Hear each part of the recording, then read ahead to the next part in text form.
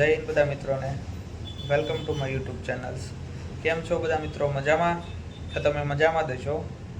તો મિત્રો, આજે હું તમને એક માહિતી જણાવું છું કે લેપટોપ સહાય યોજના જે ગવર્મેન્ટ ઓફ ગુજરાતના અંડરમાં આવે છે, જે એની સહાય તમને લેપટોપ ખરીદવા પર તમને આખી એની સુવિધા મળતી હોય છે, જે સહાય મળતી હોય છે એના વિશે। તો આ યોજનાનો લાભ કોણ લઈ શકે અને કોણ ના લઈ શકે એની સંપૂર્ણ માહિતી વિડીયોના માધ્યમથી। તો ચાલો આપણે સમજીએ વિડીયોનું આખું માધ્યમથી અને આખું ઓફિશિયલ નોટિફિકેશન જે ગવર્મેન્ટ ઓફ ગુજરાતે આખો ઠરાવ બહાર પાડેલો છે, એના કયા કયા ડોક્યુમેન્ટ જોઈશે એની સંપૂર્ણ માહિતી।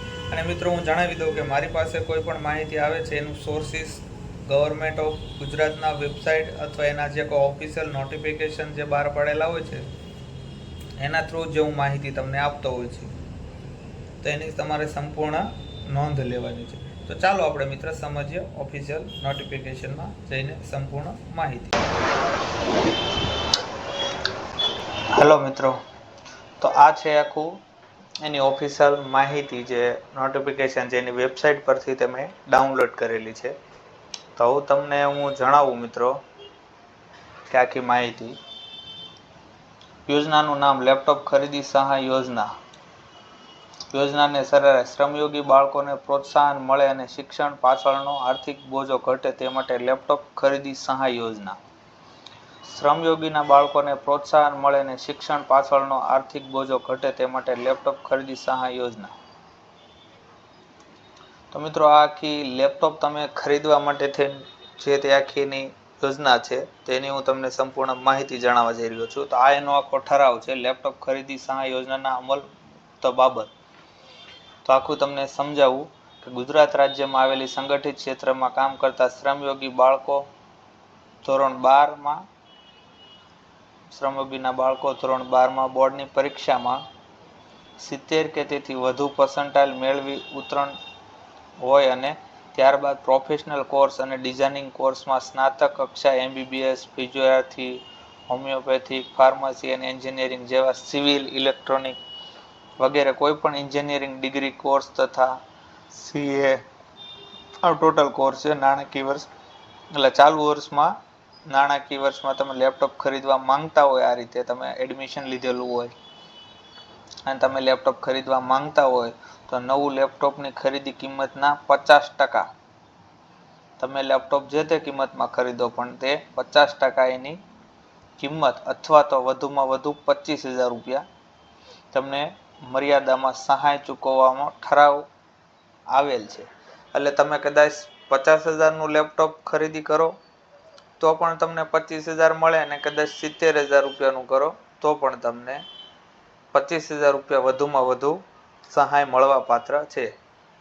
આ લેપટોપ તમે જ્યાંથી પણ મિત્રો ખરીદો છો તો તેના માટે તમારે પાક્કું GST વાળું બિલ કમ્પ્લીટ જરૂરી હોય છે। GST વાળું બિલ હોય તો જ તમે આ યોજનાનો લાભ લઈ શકો છો। તો આ એની આખી લખેલી છે, આખો એનો ઠરાવ બહાર પાડેલો છે। આ એની યોજનાની આખી કઈ રીતે છે, કોઈ પણ આમાં એવું નથી કે કોઈ SC ST OBC બધા લોકો આમાં ફોર્મ ભરી શકે છે, પણ શ્રમયોગીના અંદર આવતા હોવા જોઈએ। તો એની તમને હું આખી જણાવું કે બીજી પ્રોસેસ કઈ રીતે, ડોક્યુમેન્ટ શું જોશે, જરૂરી બિડાણ, માર્કશીટ છે, ઓળખપત્ર છે, શાળાના આચાર્ય, પ્રોફેશનલ કોર્સનું પ્રમાણપત્ર, રજિસ્ટ્રેશન ફીની ચલણ નકલ, બેંક પાસબુક અથવા રદ થયેલ ચેક, આધાર કાર્ડ, ફી ભર્યાની રસીદ, ધોરણ 12ની માર્કશીટ, બોનોફાઇડ સર્ટિફિકેટ, લેપટોપ ખરીદીનું બિલ। લેપટોપ ખરીદીનું પાક્કું બિલ માંગવામાં આવશે મિત્રો। એનરોલમેન્ટ લેટર પ્રમાણિત નકલ, વિદ્યાર્થીની આધાર કાર્ડ। આ એની વેબસાઇટ છે, આ વેબસાઇટથી તમે ઓનલાઈન એપ્લિકેશન ભરી શકો છો। saman.gujarat.gov.in પર આ એની વેબસાઇટ પર જઈને તમે આખું એનું ઓનલાઈન ફોર્મ એપ્લાય કરવાનું હોય છે કે તમે અહીંથી ફોર્મ એપ્લાય કરી શકો છો। આ એની આખી વેબસાઇટ છે, તો તમે વેબસાઇટનો સ્ક્રીનશોટ પાડીને આખું ચેક કરીને તમે ભરી શકો છો। તો આ લખેલું જ છે કે શ્રમયોગી બાળકોને પ્રોત્સાહન મળે, શિક્ષણ પાછળના આર્થિક બોજો ઘટે તે લેપટોપ ખરીદી સહાય યોજના। ધોરણ 12માં બોર્ડની પરીક્ષા ઉત્તીર્ણ થયેલા ઓલ ઓવર 70 કે તેથી વધુ પર્સન્ટાઇલ મેળવનાર વિદ્યાર્થીને યોજનાનો લાભ મળવાપાત્ર છે.